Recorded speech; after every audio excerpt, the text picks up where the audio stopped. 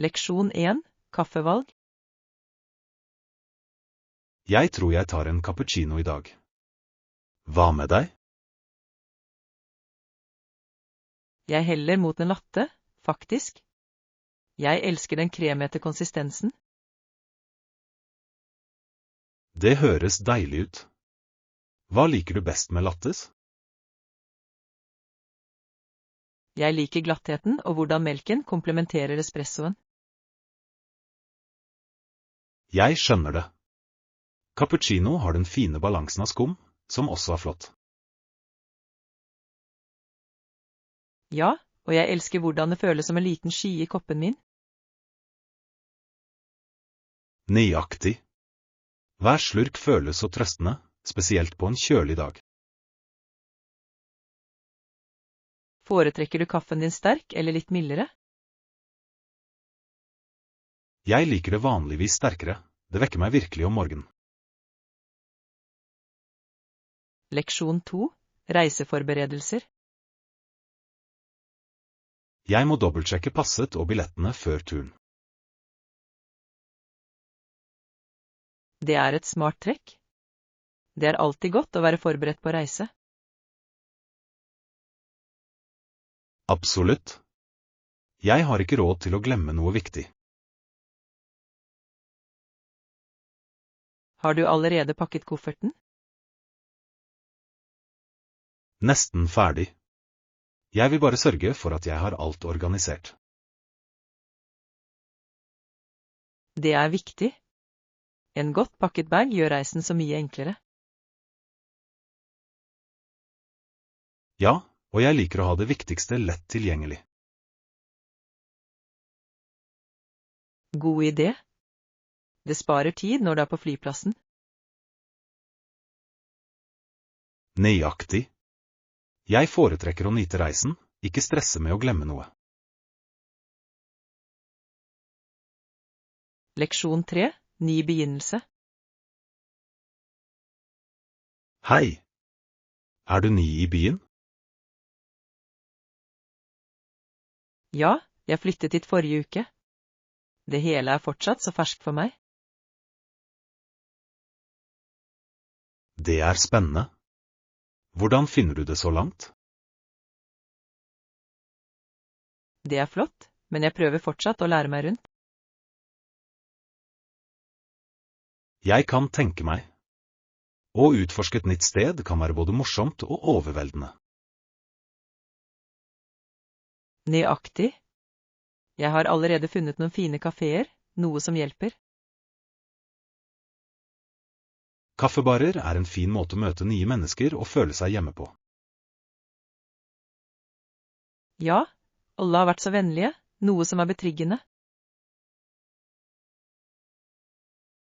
Det er fantastisk å høre. Å skape forbindelser er nøkkelen i en ny by. Leksjon 4. Reduserende fordeler. Jeg har aldri trodd at å rydde opp kan ha en så positiv innvirkning på velvære. Høyre. Det er utrolig hvordan å rydde fysisk rom også kan rydde mentalt rom. Nøyaktig. Jeg følte meg lettere og mer fokusert etter at jeg ryddet opp. Ja, og det er som et friskt pust i hjemmet ditt. Jeg elsker hvordan det kan gjøre en så stor forskjell i humøret ditt. Absolutt. Det er styrkende å gi slipp på ting du ikke lenger trenger. Jeg har lagt merke til at jeg er mer produktiv i et ryddig miljø. Samme her. Rot kan være så distraherende. Det er interessant hvordan en enkel oppgave kan føre til så dyptgripende endringer. Leksjon 5. Kvalitetsanmeldelser. Hvor bør jeg se etter kvalitetsproduktanmeldelser? Du kan finne dem på nettsteder dedisert til anmeldelser, for eksempel forbrukerrapporter. Det er et godt tips. Jeg sjekker ofte flere kilder for å få et balansert syn. Ja, det er lurt å sammenligne tilbakemeldinger fra forskjellige brukere også. Nøyaktig. Det hjelper å se både positive og negative opplevelser. Og videoanmeldelser kan også være veldig nyttige, siden de viser produktet i bruk. Absolutt. Å se den i aksjon gjør en stor forskjell når det gjelder å forstå funksjonene. I tillegg kan du ofte finne detaljerte forklaringer som tekstanmeldelser kan gå glipp av. Det skal jeg definitivt se på. Visuell informasjon er vanligvis mer engasjerende. Leksjon 6. Historisk kontekst. Jeg hørte at de prøvde å beskytte henne mot sykdommen, men dessverre døde hun i 1955. Det er hjerteskjærende. Det er alltid vanskelig å miste noen til tross for forsøk på å hjelpe. Ja, spesielt når du tenker på hvor mye fremgang som har blitt gjort siden den gang. Absolutt. Det er en påminnelse om hvor langt medisinsk vitenskap har kommet. Det er viktig å huske disse historiene for å sette pris på fremskritt innen helsevesenet. Ja, og de minner oss om viktigheten av forskning og forebygging. Det er avgjørende å lære av fortiden for å forbedre fremtidige resultater. Definitivt. Hvert skritt fremover er bygget på historiens lærdommer. Det er en bittersøt erkjennelse, men det hjelper oss å hedre de vi har mistet. Leksjon 7. Kundetilfredshet. Hvordan kan vi sikre kundetilfredshet? En viktig måte er å tilby utmerket kundestøtte. Jeg er helt enig. Support kan gjøre eller ødelegge en kundes opplevelse. Ja, å være lydhør overfor henvendelser bygger tillit hos kundene. Absolutt. Det viser dem at deres bekymringer blir verdsatt. Et annet viktig aspekt er å samle inn tilbakemeldinger regelmessig. Det er sant. Det hjelper oss å forstå hva kundene virkelig ønsker. Ja, å bruke den tilbakemeldingen til å forbedre tjenestene er avgjørende. Alt handler om å skape en syklus med konstant forbedring. Leksjon 8. Preferanser for bærbar PC. For bærbare datamaskiner tror jeg en lett en vil være praktisk. Jeg er enig. Portabilitet er viktig, spesielt hvis du reiser mye. Ja, jeg foretrekker noe som jeg lett kan bære rundt uten problemer. Jeg også. En lett bærbar datamaskin gjør det enklere å jobbe fra hvor som helst. Og jeg synes at batterilevetiden også er viktig for bruk på farten. Definitivt. Det er frustrerende når du må søke etter en plugg ofte. Har du noen spesifikke merker i tankene? Jeg har hørt gode ting om flere merker, men det avhenger virkelig av funksjonene du trenger. Det er sant. Å balansere vekt med ytelse er nøkkelen.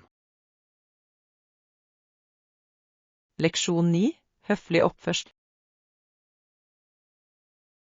Det er ikke vanskelig å være høflig, er det vel? Ikke i det hele tatt. Enkle bevegelser kan vise respekt. Nøyaktig. Bare det å si «vær så snill» og «takk» kan gjøre en stor forskjell.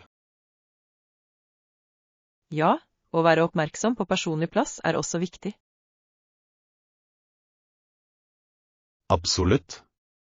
Du bør ikke dytte eller dytte folk på overfylte steder. Det er sant. Alt handler om å vurdere andres komfort. Og dekket i munnen når du hoster viser hensyn til de rundt deg. Definitivt. Høflighet er med på å skape et hyggeligere miljø for alle. Det er en liten innsats som kan føre til en mye hyggeligere atmosfære. Leksjon 10. Perfekt antrekk. Hei! Har du sett på menyen enda? Ikke ennå, men jeg er spent på å se hva de tilbyr. Jeg håper de har noe stilig som passer til anledningen. Ja. Jeg elsker et sted hvor jeg kan pynte meg litt og nyte et godt måltid. Nøyaktig. Et perfekt antrekk kan virkelig forbedre matopplevelsen. Har du noe spesifikt i tankene for antrekket ditt i kveld? Jeg tenker på å bruke min nye blazer. Det gir et snev av klasse. Det høres flott ut. Jeg kan gå med en fin kjole som er både elegant og komfortabel. Komfort er nøkkelen. Det er vanskelig å nyte måltidet hvis du ikke har det bra i klærne. Leksjon 11. Ankomst til Hawaii. Siden Hawaiiene er så langt fra noe land, kan man lure på hvordan folk kom dit. Det er et fascinerende spørsmål. Migrasjonshistorien er ganske spennende. Ja, jeg har lest at tidlige polynesere brukte kanoer for å navigere i det store havet. Nøyaktig. De var utrolige oppdagelsesreisende, og stolte på stjernene og havstrømmene. Det er utrolig hvordan de fant veien til slike avsidesliggende øyer. Og de etablerte en rik kultur som fortsatt trives i dag. Ja, tradisjonene og praksisene de tok med seg feires fortsatt. Det er et vitnesbyrd om menneskelig motstandskraft og eventyr. Definitivt.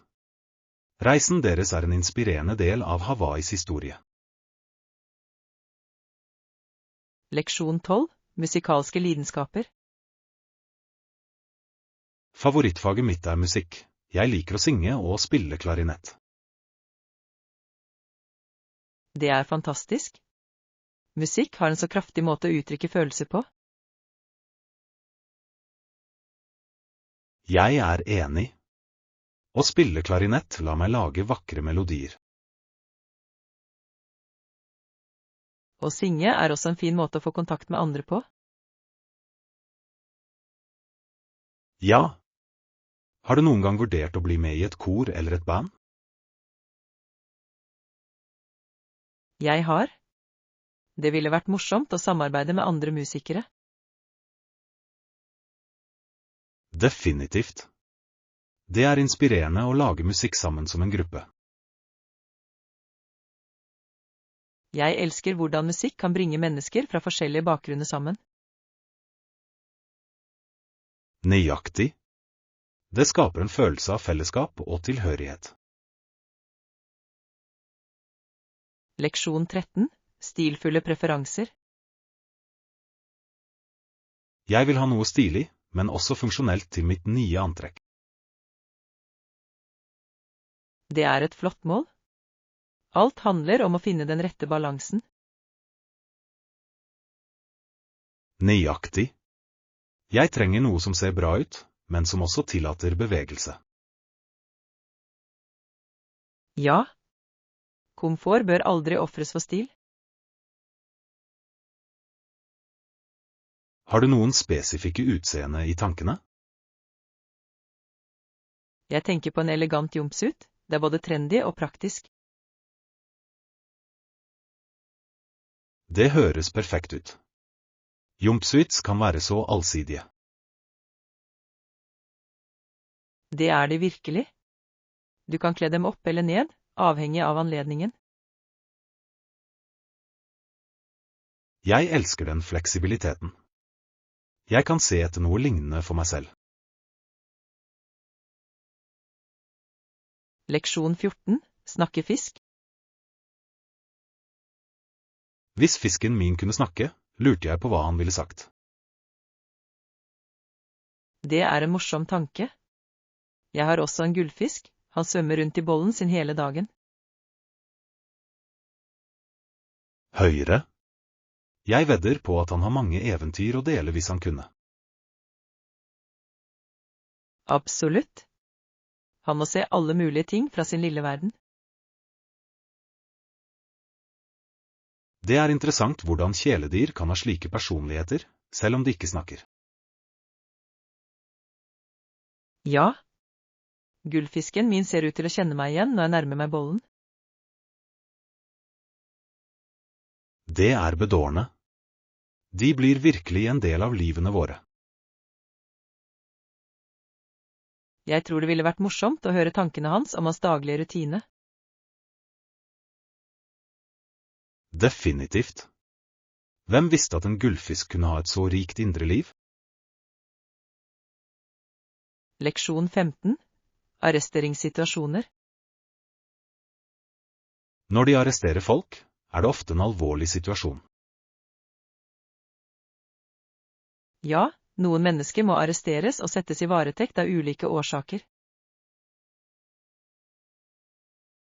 Nøyaktig. Det er viktig for å opprettholde offentlig sikkerhet.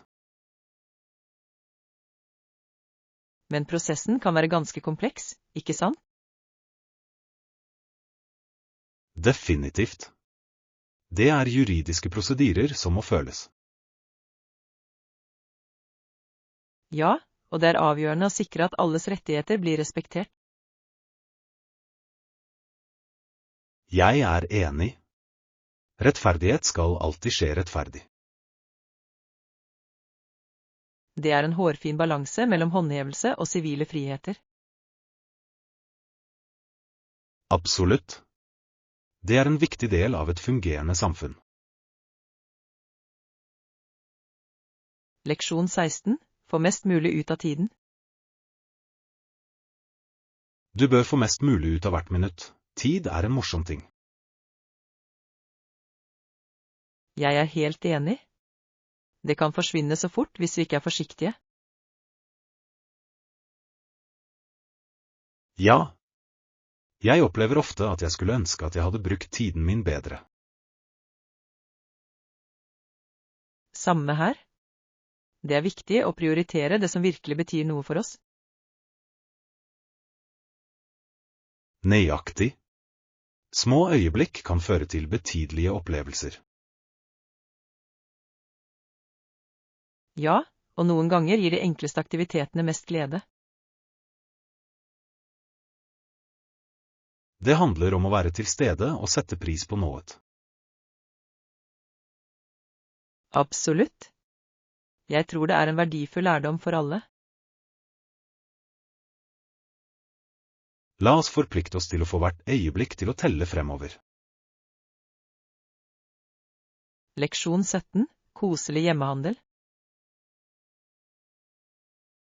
Jeg også. Jeg vil gjøre hjemmet mitt koseligere. Hva med å handle nytt hjemmeutstyr sammen? Det høres ut som en morsom idé.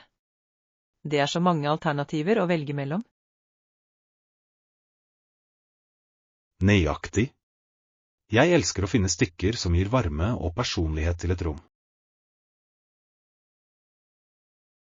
Ja. Koselig innredning kan virkelig forvandle et hus til et hjem. Har du noen spesifikke ting i tankene? Jeg tenker på noen myke plagg og pynteputter. Det er gode valg. De legger til komfort og stil. Absolutt. Jeg vil også finne litt varm belysning for å skape en hyggelig atmosfære. Ja. Belysning kan gjøre en slik forskjell når det gjelder å sette stemningen. Leksjon 18. Fellessamlinger. Mange sier at de foretrekker å møtes i små grupper, tror du ikke? Ja, det skaper en mer intim og behagelig setting for alle. Nøyaktig. Mindre samlinger gir ofte mulighet for dypere samtaler. Og det er lettere å få kontakt med andre på et personlig nivå. Ja.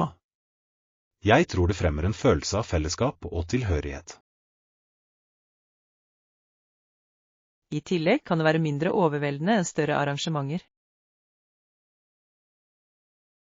Absolutt.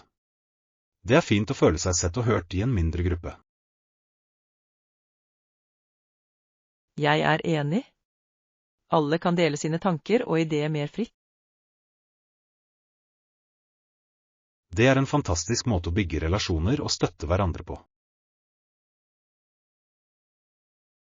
Leksjon 19. Navigere flyplassen.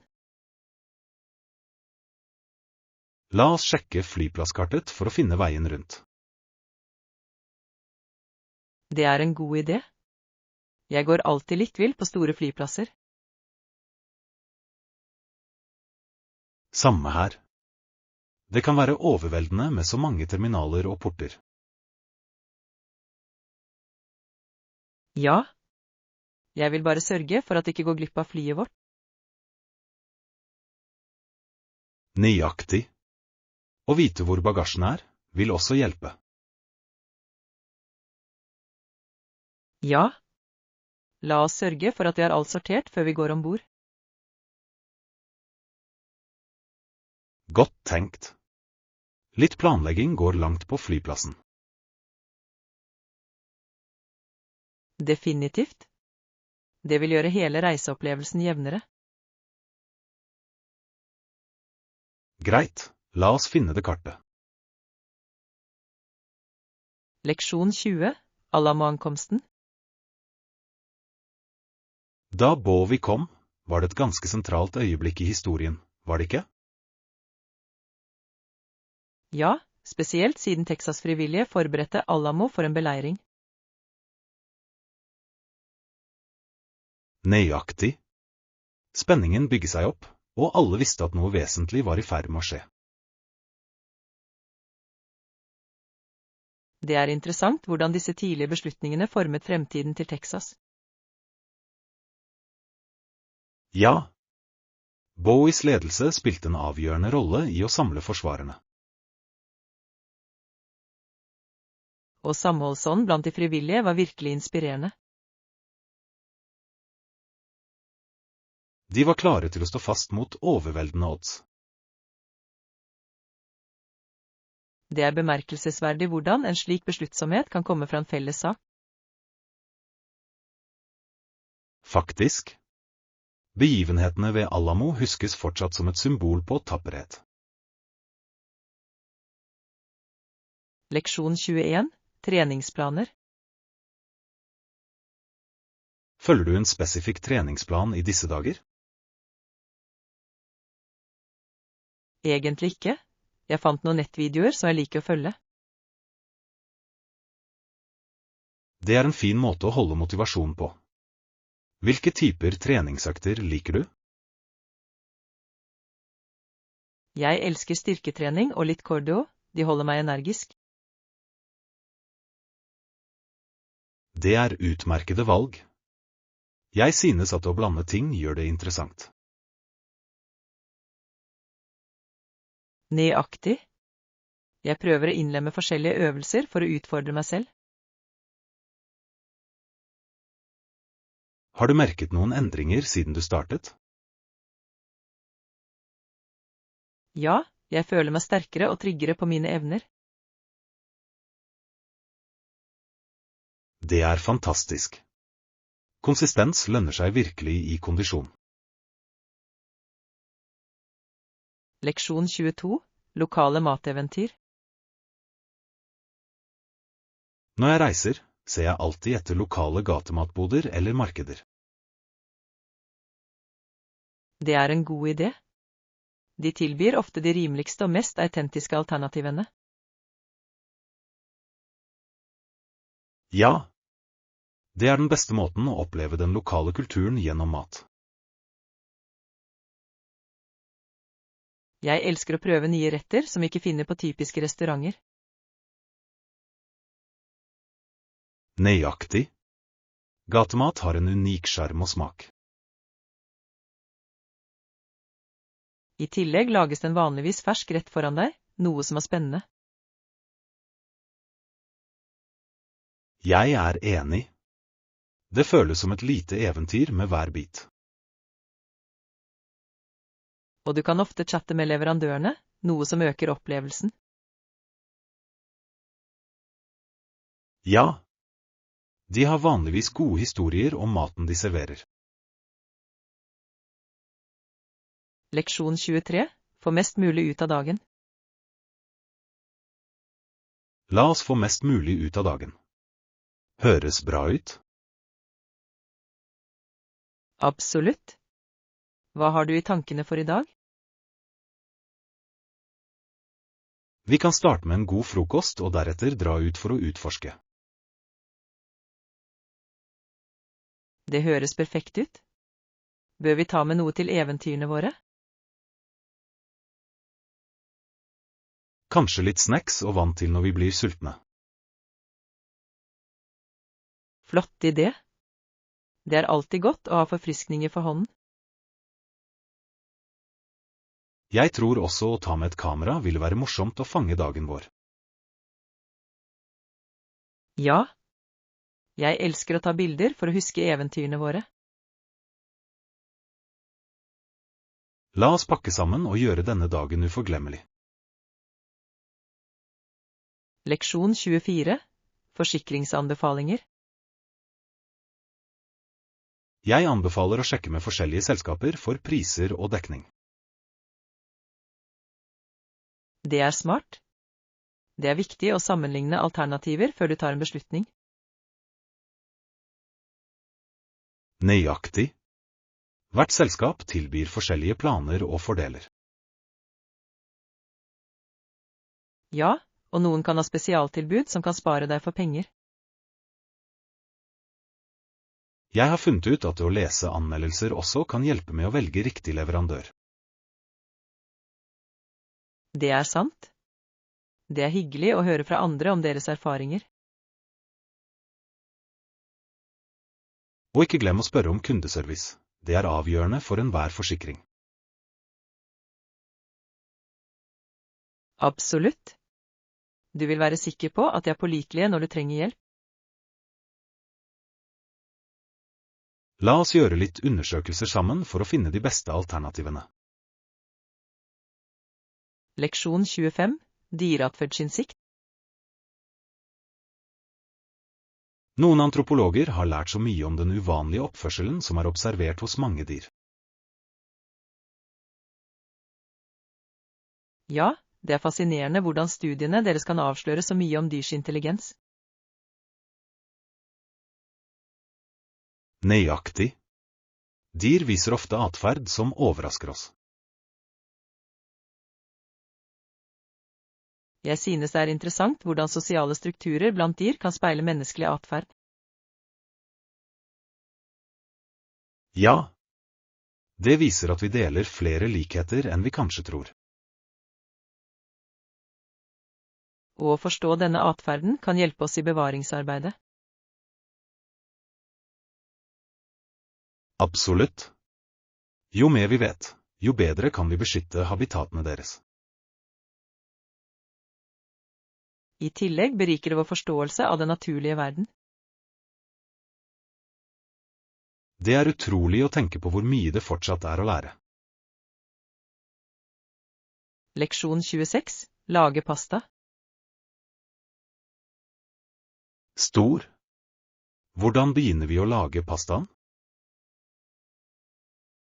Først lager vi en brønn med mele.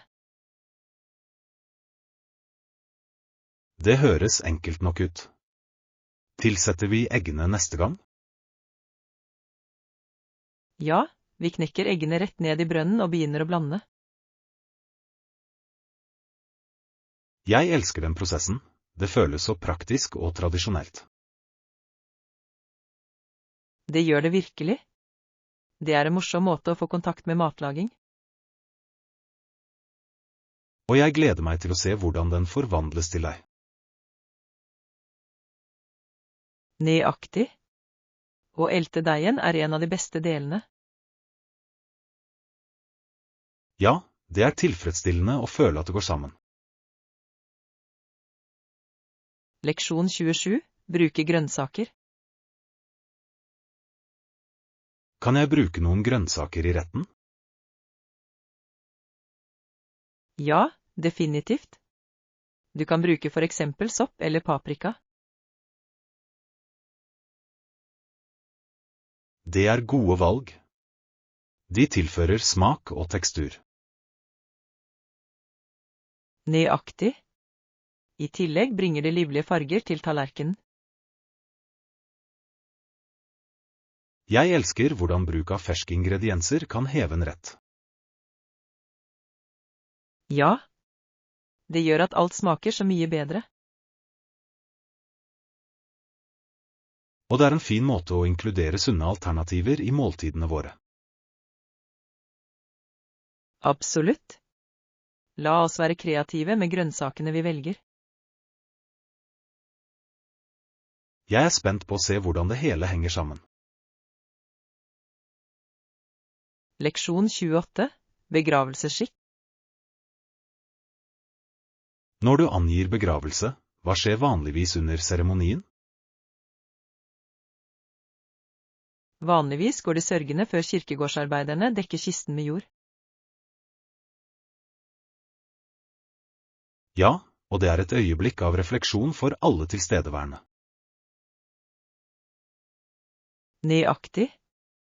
Det er en respektfull måte å hedre den avdøde på.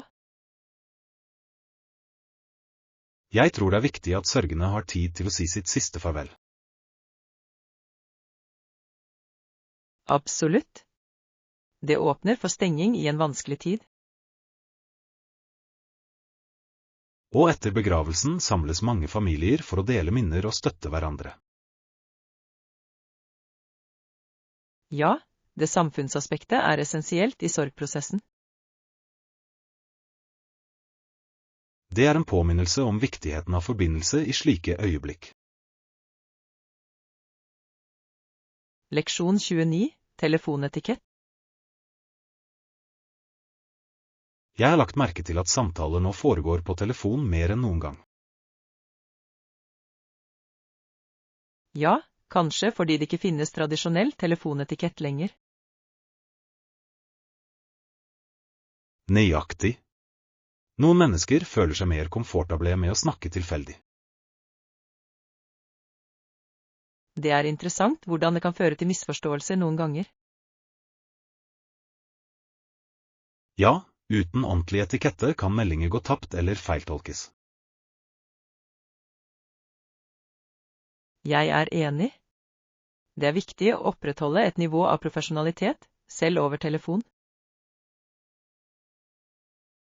Definitivt. Tydelig kommunikasjon er nøkkelen i alle interaksjoner. Kanskje vi bør minne oss selv på det grunnleggende om telefonetikett. Flott idé. Det kan hjelpe oss i både personlige og faglige samtaler. Leksjon 30. New Yorks sjarm. Selvfølgelig er New York kjent for mye mer enn bare sin arkitektur. Absolutt. Byen har en så levende kultur og energi. Ja.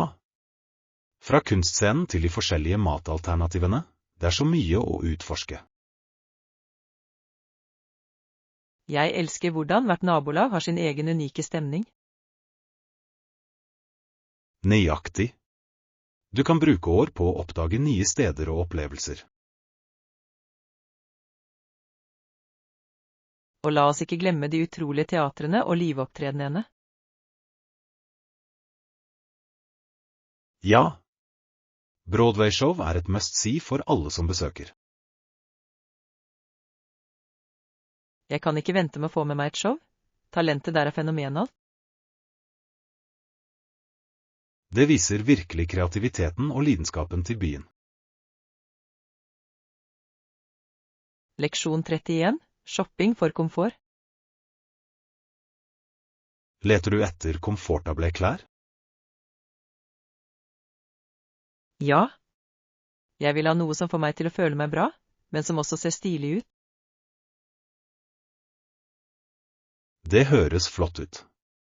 Har du prøvd noen butikker ennå? Jeg er ikke sikker på hvor jeg skal begynne, men jeg har hørt gode ting om noen for lokale butikker. De kan være flotte.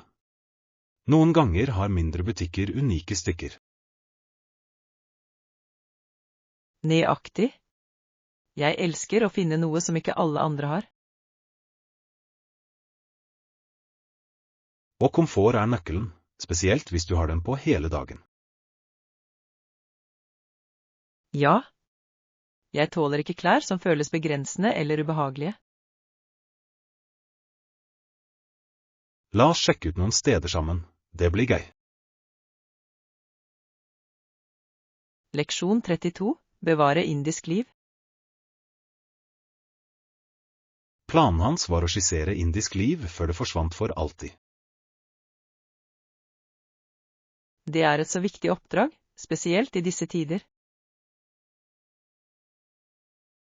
Ja, amerikanske indianere døde så raskt, og kulturen deres var i fare. Det hjerteskjærende å tenke på tapet av så rike tradisjoner. Nøyaktig. Å fange deres livsstil gjennom kunst var en måte å bevare dem på. Jeg beundrer kunstnere som tar på seg slike meningsfulle prosjekter. Ja. Det viser en forpliktelse til å forstå og hedre deres historie. Jeg håper disse skissene gir innsikt i deres erfaringer og kamper. De kan absolutt lære oss så mye om motstandskraft og identitet. Leksjon 33. Den mystiske Anna Andersson. I løpet av et par år dukket opp en kvinne som gikk under navnet Anna Andersson i Vest-Europa. Ja. Hun hevdet å være noen betydningsfull, gjorde hun ikke? Nøyaktig. Hun sa at hun var en savnet kongelig, noe som skapte en del oppsikt. Det fascinerende hvordan folk kan lage slike forseggjorte historier. Ja, og publikums fascinasjon for historien hennes ga bare intrigen næring. Jeg lurer på hva som motiverte henne til å ta på seg den identiteten. Det mulig hun søkte oppmerksomhet eller hadde sine egne grunner for å gjøre det. Det sant. Mysteriene rundt livet hennes fengslende. Det viser virkelig hvordan historien kan påvirkes av individer og deres fortellinger. Leksjon 34. Krigens virkning. I stedet for å la den gå under, kom krigen og en 1/8 av hele befolkningen ble berørt. Det svimlende. Kriger har en så dyp innvirkning på lokalsamfunn. Ja, det hjerteskjærende å tenke på livene som forstyrret og tapt. Nøyaktig. Hver statistikk representerer virkelige mennesker med historier og drømmer. Det viktig å huske disse hendelsene og deres konsekvenser. Ja, å forstå historien hjelper oss å forhindre lignende tragedier i fremtiden. Absolutt. Vi må lære av fortiden for å hedre de som led. Jeg er enig. Det er en påminnelse om vårt felles ansvar for å fremme fred. Ja. Hver innsats teller for å bygge en bedre verden. Leksjon 35. Meningsfulle suvenirer. En suvenir vil være en fin måte å huske denne opplevelsen på.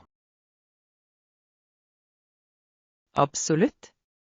Det er fint å ha noe fysisk som minner oss om våre eventyr. Ja. Jeg elsker å samle på ting som har en historie bak seg. Jeg også. Det får dem til å føle seg mer spesielle enn bare en vanlig pyntegjenstand. Har du en favoritttype suvenir? Jeg går vanligvis for lokal kunst eller håndlaget håndverk, de føler seg unike. Det er et godt valg. De gjenspeiler ofte kulturen på stedet. Nøyaktig. Det er som å bringe hjem en del av destinasjonen. La oss holde øye med noe meningsfullt under våre reiser.